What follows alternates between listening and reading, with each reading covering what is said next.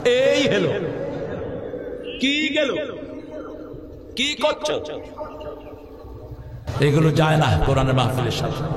আব্দুল সামাদ, তুমি কোরআন পড়বা, একটা সূরা 100 বার পড়ো, সওয়াব।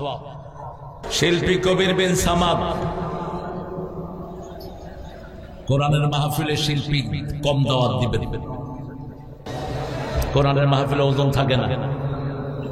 কবির বিন সামাদ আসবে নাকি আবার? কিসের ভিতরে তোমরা কি দাওয়াত দাও? এগুলো আলাদা গানের অনুষ্ঠান করবা, সেটা কোন মিথ্যার আশ্রয় নেওয়া যাবে না। আমি তাকে বলেছি, ওর বাপ ছিল আমার ভক্ত, বাপের সাথে ছোট বয়সে সে গিয়েছে। আচ্ছা, সত্য কথা বলবা, বাজে অবস্থা, কারণ নুরানি ট্রেনিং নেই। শিল্পী কবির বিন সামাদ,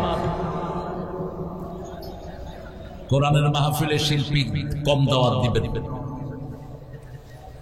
কোরআনের মাহফিলে ওজন থাকে না।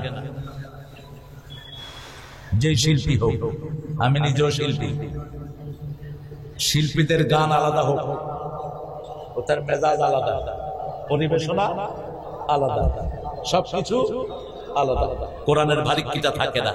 এই হলো কি গেল কি করছো, এগুলো যায় না কোরআনের মাহফিলের সাথে। আব্দুল সামাদ, তুমি কোরআন পড়বা, একটা সূরা 100 বার পড়ো, সওয়াব। একটা সূরা 10 বার পড়ো, সওয়াব। ভাবে কবির বিন সামাদ আসবে নাকি আবার? কিসের ভিতরে তোমরা কি দাওয়াত দাও? এগুলো আলাদা গানের অনুষ্ঠান করবা, সেটা কোন মিথ্যার আশ্রয় নেওয়া যাবে না। আমি তাকে বলেছি, ওর বাপ ছিল আমার ভক্ত, বাপের সাথে ছোট বয়সে সে গিয়েছে। আচ্ছা, সত্য কথা বলবা, বাজে অবস্থা, কারণ নুরানি ট্রেনিং নেই। কিছু আছে তো তেলাওয়াত করতেই পারে না, কুল করতে পারে না, তুই পারবি কেমনে? 8 লক্ষ হাদিস থেকে তিনি মাত্র 5000 5,500 বের করেছেন, আর তুমি হাদিস নিয়ে পড়বা? তোমাকে আগে কোরআন নিয়ে থাকতে হবে, ঠিক কি না? কথা বলেন না কেন? মাত্রই আপনারা দেখলেন যে আল্লামা তারেক মনোয়ার কি বলেছেন শিল্পীদের সম্পর্কে। অনেকের মনে কষ্ট লাগতে পারে, কিন্তু আসলে কথা সত্য। যে সমস্ত মাহফিলে কোরআনের তাফসির হয়, ধর্মীয় আলোচনা হয়, ওই সমস্ত মাহফিলে শিল্পী দাওয়াত দেওয়া উচিত। একজন শিল্পী তার গান, গজল, অভিনয় এগুলা আলাদা স্টেজে যদি করে ইসলামিক ভাবে, তাও মানানসই, কিন্তু ওয়াজের মাহফিলে, তাফসির মাহফিলে, ইসলামিক মাহফিলে এগুলা মানায় না। তো আল্লামা তারেক মনোয়ার যে কথা বলেছেন, এই কথাটা সঠিক। হয়তোবা উনাকে নিয়ে বিতর্ক থাকতে পারে, উনি অনেক সময় অনেক মন্তব্য এমন করেছেন যে মন্তব্য সঠিক নয়, কিন্তু উনার এই কথাটা ঠিক।